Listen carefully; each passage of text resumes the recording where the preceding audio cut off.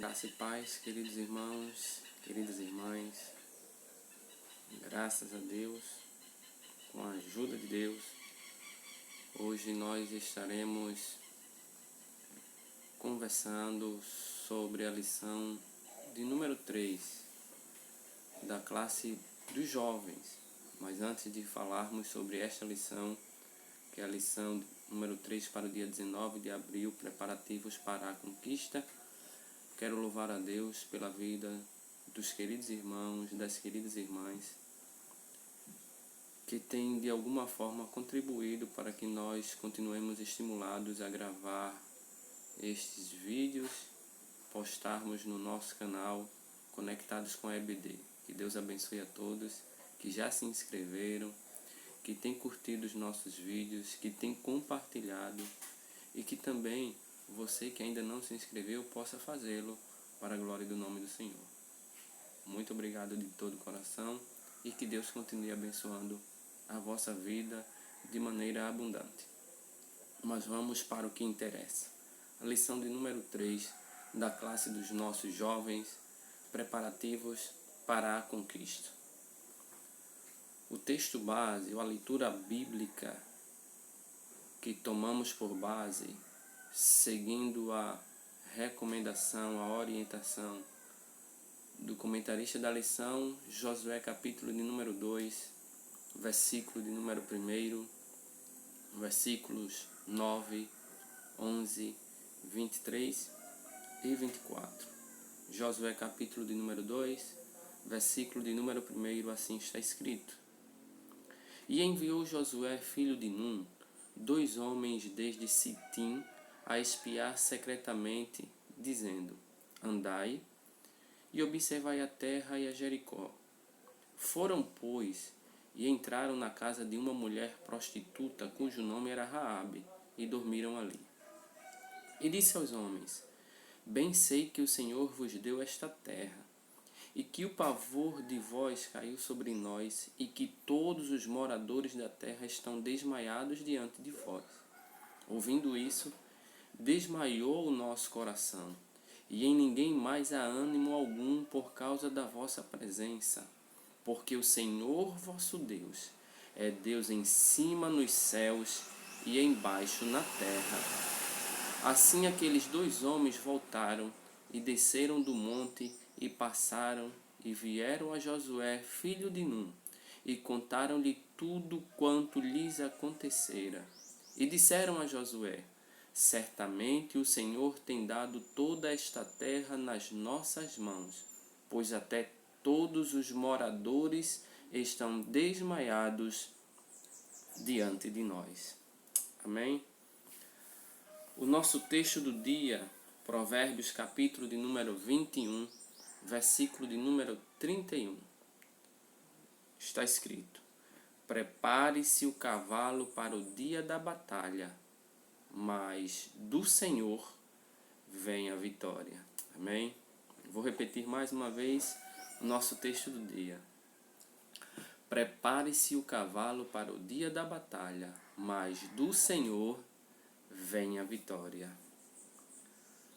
A nossa síntese, a nossa verdade prática vai dizer: Deus conduz o seu povo e concede-lhe vitória, mas a glória por toda e qualquer conquista deve ser atribuída exclusivamente a Ele, o Senhor dos exércitos.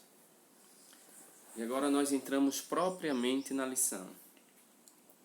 Depois de ouvirem as últimas instruções de Moisés, nós podemos perceber, mediante a leitura do texto bíblico que fizemos agora há pouco, que os hebreus estavam agora melhor organizados, conscientes de sua missão histórica e também mais disciplinados.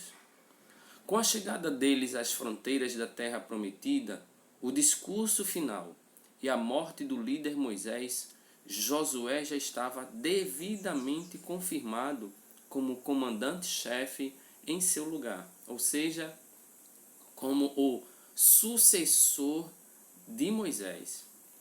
O povo entendeu que estava chegando um novo tempo para suas vidas E a promessa que há séculos pairava sobre a nação, agora literalmente se tornaria uma realidade.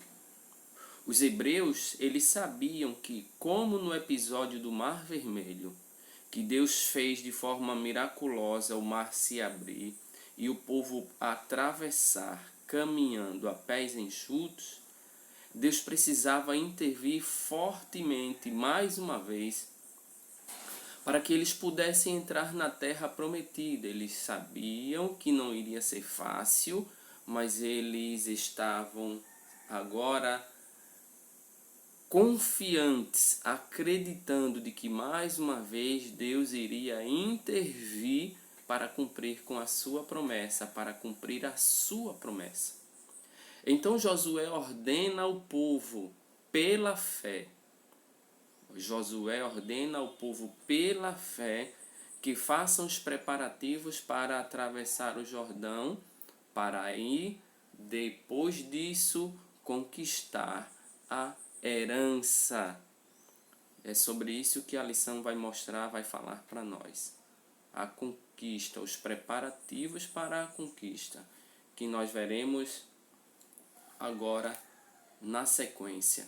No primeiro tópico da lição, o comentarista vai falando logo sobre que Josué prepara o povo para a travessia do Jordão.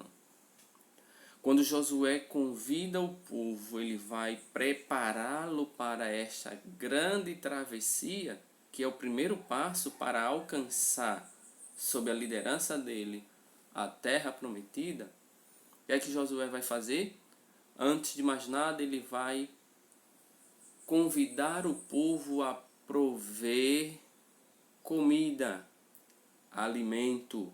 Ele sabe que o povo precisa estar preparado, abastecido com alimento para essa jornada. E o livro de Josué, ele vai narrar a história da saga dos hebreus rumo a Canaã, rumo à terra prometida. Foram 40 anos de muitas lutas, mas mesmo em meio a tantas lutas, eles viveram, eles não só presenciaram, eles viveram milagres divinos, rebeliões, surpresas e decepções para o povo que agora chega ao seu destino. Grande parte dos milagres, como a travessia do deserto, cessou, como foi o caso do maná. Josué reuniu os príncipes do povo e deu-lhes uma ordem com a qual os hebreus não estavam acostumados. Quando ele convida o povo, quando ele convoca o povo, quando ele chama a atenção para se prepararem, ele vai simplesmente fazer o quê? Vai lhes dar uma ordem, uma orientação que eles ainda não estavam acostumados. Que ordem é essa? Ele vai utilizar o verbo passai, que está no modo verbal imperativo. É uma ordem. Ele vai dizer: passai pelo meio do arraial e ordenai ao povo, dizendo: provede-vos de comida. Provede-vos de comida. Eles precisavam de suprimentos e só tinham 3 dias para providenciar tudo. Aí o comentarista vai dar uma opinião dele, dizendo que acredita-se que a ordem visava a preparação de receitas com as derradeiras porções de maná, bem como a provisão de alimentos da Transjordânia, onde estavam acampados.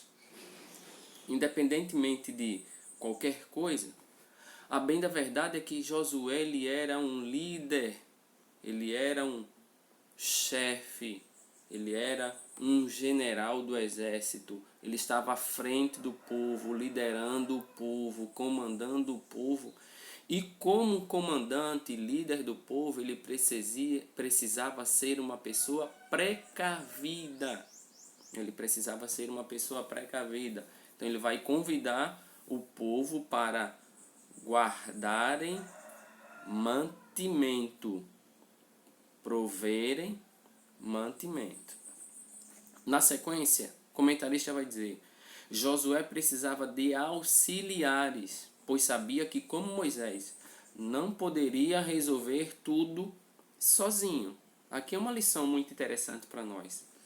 Ninguém faz nada sozinho. Josué, ele aprendeu isso muito bem com Moisés. Moisés aprendeu isso com o próprio Senhor, ensinando-lhe também com seu sogro Jetro. Ninguém faz nada sozinho. E Josué, ele sabia disso, que precisava de auxiliares. Os príncipes das tribos foram excelentes ajudantes, foram auxiliares de Josué. O que nos mostra que, quando Deus quer fazer algo significativo no meio do seu povo, ele sempre separa e prepara cooperadores. Até porque o povo não era de Josué. O povo, ele era de Deus.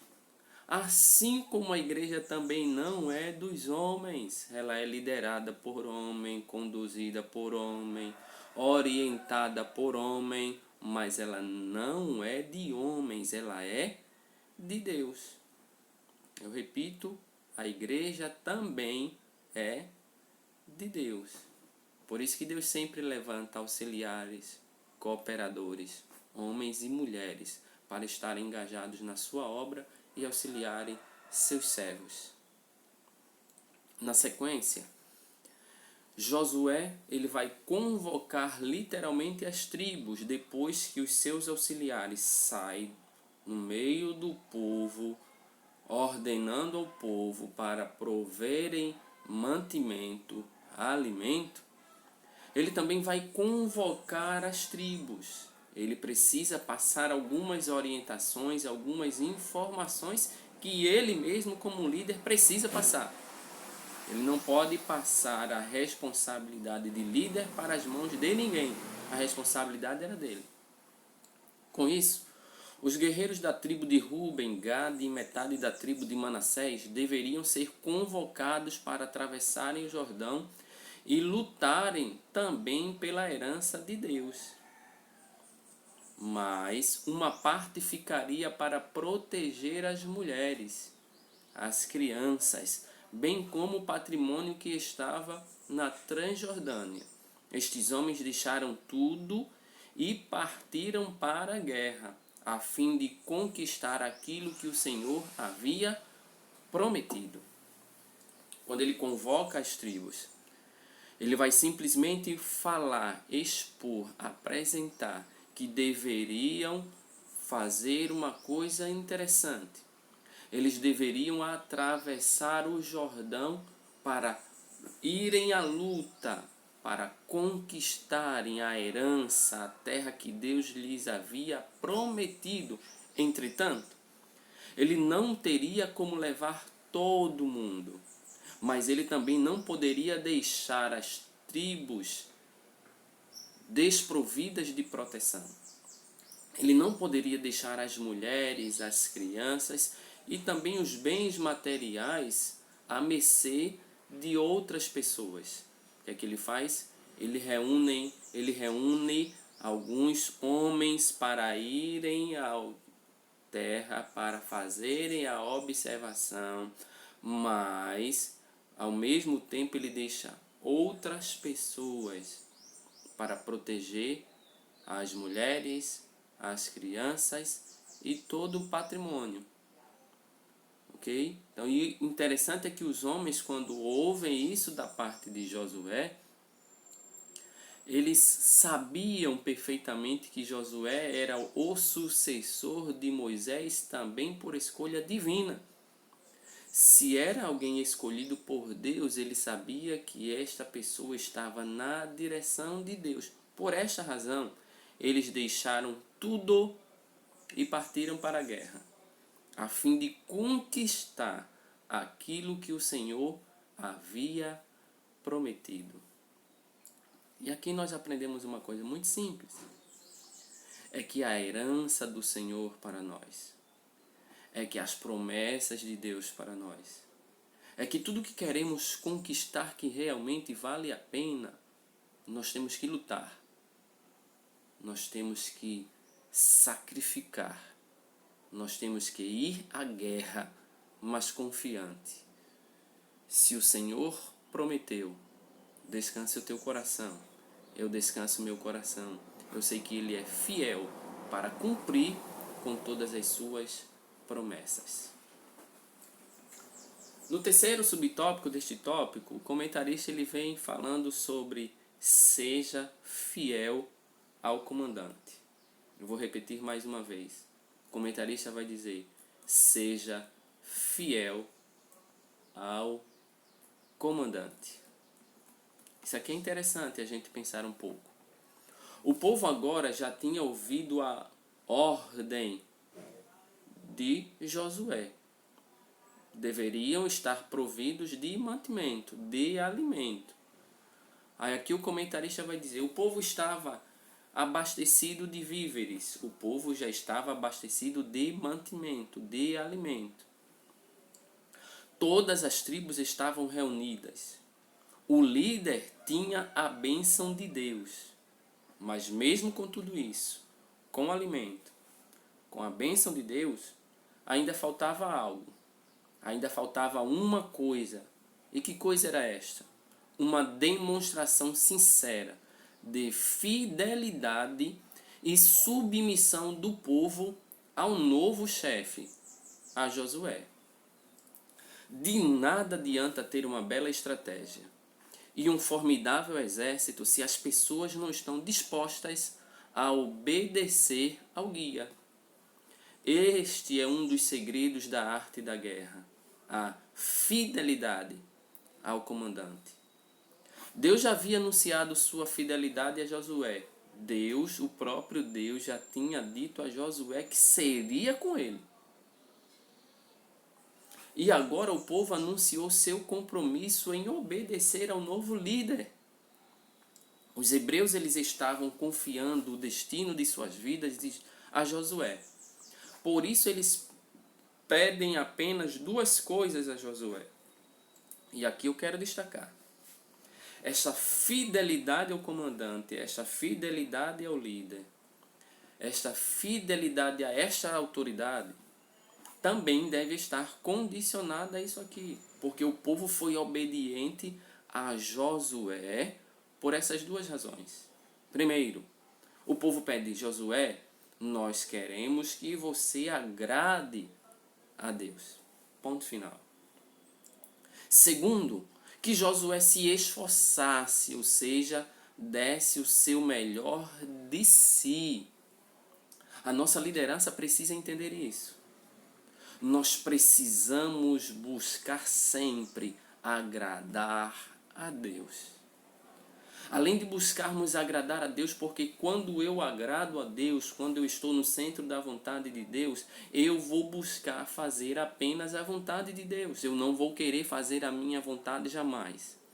E se eu estiver preocupado em fazer a vontade de Deus, eu vou fazer com que o nome dele seja glorificado. E todos os liderados verão isso. Todos os liderados compreenderão isso e serão simplesmente fiéis ao comandante. Mas além de ser esta pessoa que agrada a Deus, eles também vão pedir a Josué, se esforce, Josué. Dê o seu melhor de si. Faça tudo aquilo que você aprendeu com Moisés, porque se você agradar a Deus, se você fizer o melhor de si sempre, nós estaremos do teu lado sem restrições. É isso que nós precisamos entender. E o povo está ao lado do líder, do comandante, sendo fiel. No segundo tópico da lição, o comentarista também ele vem falando, e a gente precisa atentar aqui, sobre os espias. Eles precisavam conquistar a terra. E como bom estrategista que Josué era, ele convoca alguns homens, ele convida alguns homens para espiarem a terra.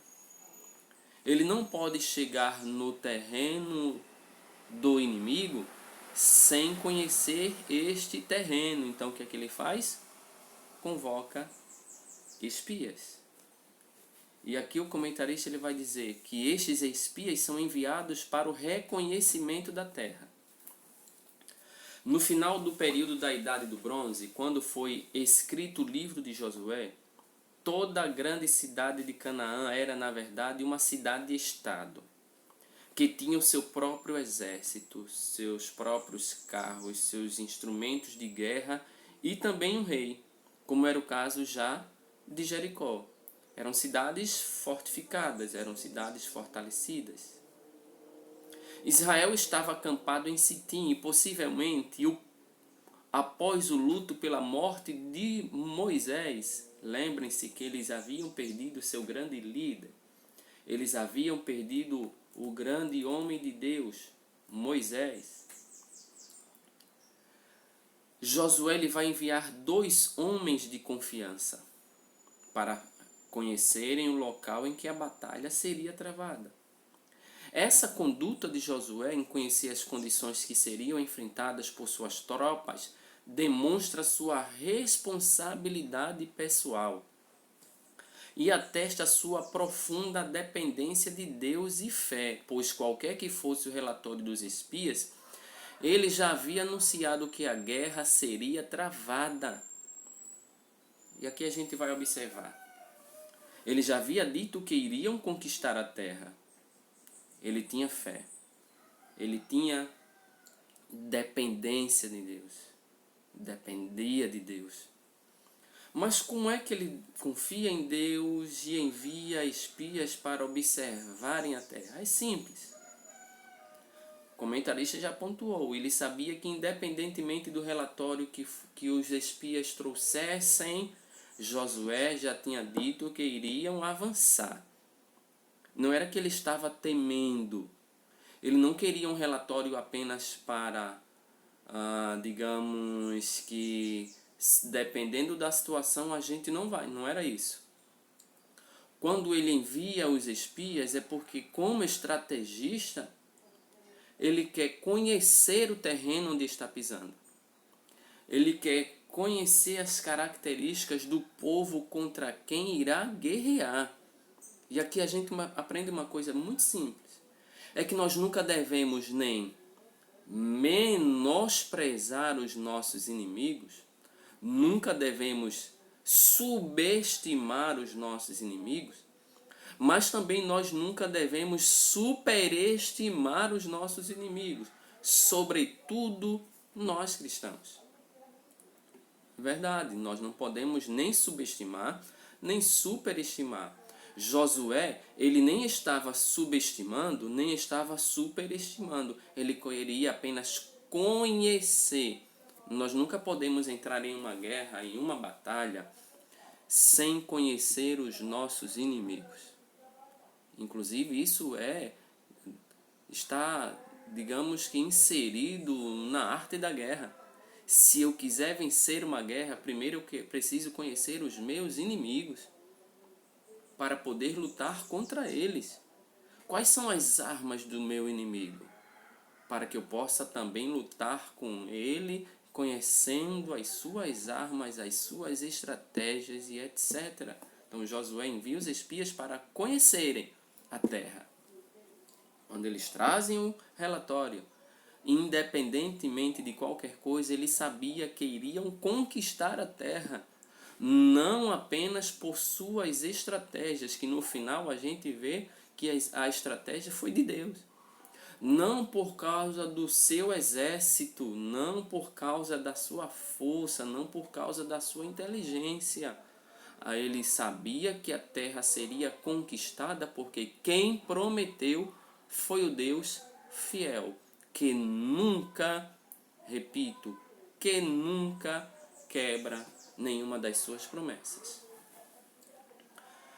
Mas quando esses espias estão na terra, quando eles chegam em Jericó, estão na cidade de Jericó, os espias foram descobertos.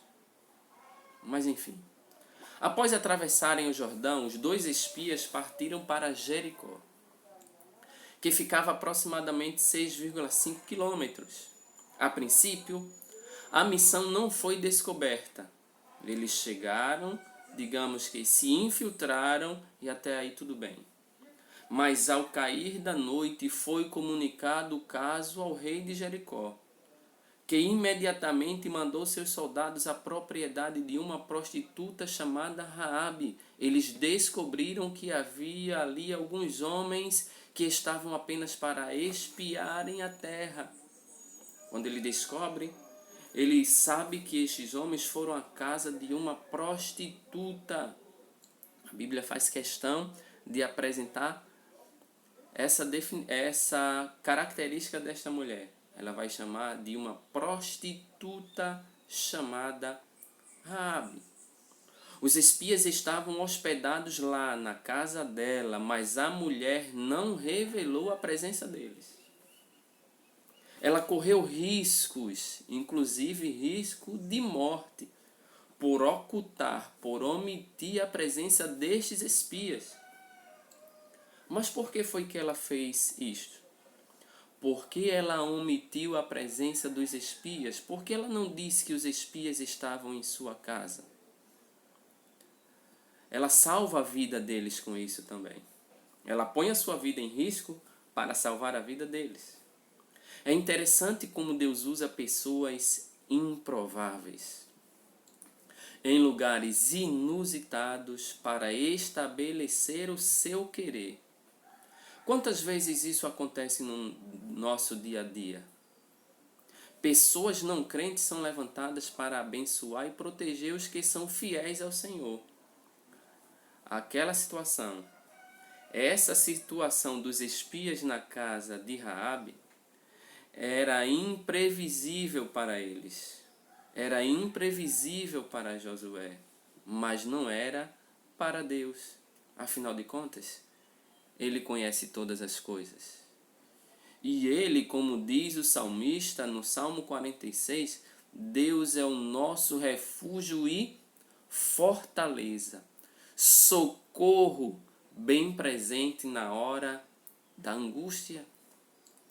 Ele vai se utilizar de uma mulher desprezível na sua sociedade. Desprezível por quais razões? Por várias razões. Dentre elas, por ser uma mulher de vida fácil, por ser uma prostituta. Mas aprove a Deus escolher esta mulher para livrar os espias. É simples.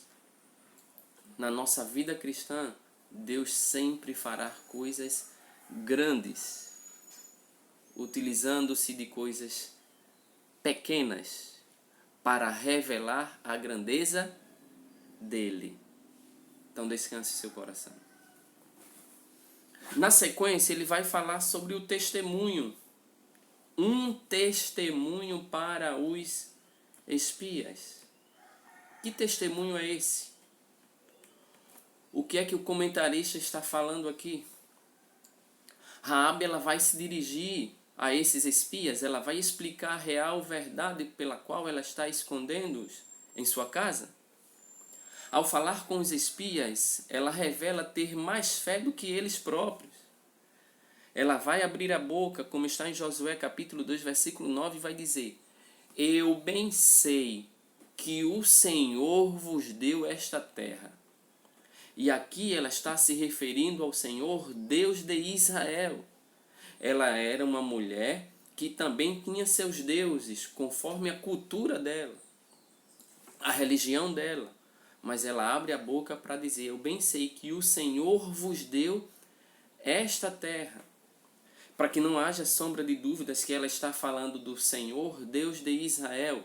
No versículo de número 9, ela volta a falar e a dizer: o Senhor vosso Deus. O Senhor vosso Deus. O pronome vosso aqui faz este esclarecimento. Ela não está dizendo, não é o Deus aqui nosso dos cananeus, não é o Deus aqui de Jericó, nem os deuses da minha cidade, nem os deuses do meu povo, nem os deuses da minha religião. Eu estou dizendo que o vosso Deus, o Deus de Israel, é Deus em cima nos céus, mas também Ele é Deus embaixo na terra. De uma forma bem simples, na sua ignorância, mas ela conseguia enxergar isso. Ela estava dizendo: o vosso Deus é um Deus soberano. Manda em cima, manda embaixo. Para a bênção ser completa, ela ainda acrescentou uma informação valiosíssima que serviria de fortalecimento da fé do exército de Josué. Ou seja, ela ainda é usada por Deus para falar ao coração dos espias, e estas mesmas palavras seriam passadas para Josué e para todo o povo de Israel. Olha o que ela vai dizer: o pavor de vós caiu sobre nós, e em ninguém há mais ânimo algum. Ela estava querendo dizer: nós sabemos que os filhos de Israel são servos de um Deus todo-poderoso, e que se vocês vierem contra Jericó, nós não temos como resistir. O pavor já nos domina, o medo já nos domina, nós não temos ânimo para fazer nada, porque sabemos da fama do Deus de vocês, que trabalha em favor de vocês. No terceiro tópico da nossa lição, para nós nos aproximarmos do fim, o comentarista vai falar sobre agora propriamente Raabe, esta prostituta. Mas ele não vai apresentar apenas esta característica de Raabe como uma prostituta. Diante do que ela fez, depois da sua atitude, do seu procedimento com os espias, o comentarista vai chamá-la de Raabe, uma heroína da fé. Uma heroína da fé. E no primeiro subtópico ele vem falando sobre Raabe, uma mulher de fé. A figura de Raabe, ela surgiu de um modo inesperado na história dos hebreus para demonstrar que Deus ele é absolutamente soberano. A gente vai ver na sequência desse slide que a soberania de Deus ela supera a todas as coisas. Que a vontade de Deus ela é maior do que todas as coisas. Raabe tinha uma vida promíscua em Jericó. Era prostituta. Mas o Senhor a resgatou e fez da sua vida um instrumento precioso e poderoso em suas mãos. Quantos neste exato momento estão a me ouvir e sabem que este testemunho de Raabe pode se repetir ou se repete diariamente em muitas vidas, inclusive na minha, inclusive na tua vida? Nós vivíamos distantes de Deus, mergulhados no pecado, com uma vida promíscua, mas o Senhor nos resgatou com um braço forte, com mão estendida, e nos fez um instrumento de poder nas mãos dele. Glória, pois, a ele por isso. A ação de Raabe, ela foi tão grande, tão magnífica, que lhe conferiu o status de heroína da fé. Se você consultar a galeria dos heróis da fé, Hebreus capítulo de número 11, versículo de número 31, você vai verificar, você vai identificar que lá está registrado o nome de Raabe, uma heroína da fé. Depois da queda de Jericó, Raabe casou-se, olha que interessante. Depois da queda de Jericó, Raabe casou-se com um homem de Judá, um homem pertencente a uma das tribos de Israel. Quem foi este homem? Este homem com quem ela se casou gerou um filho,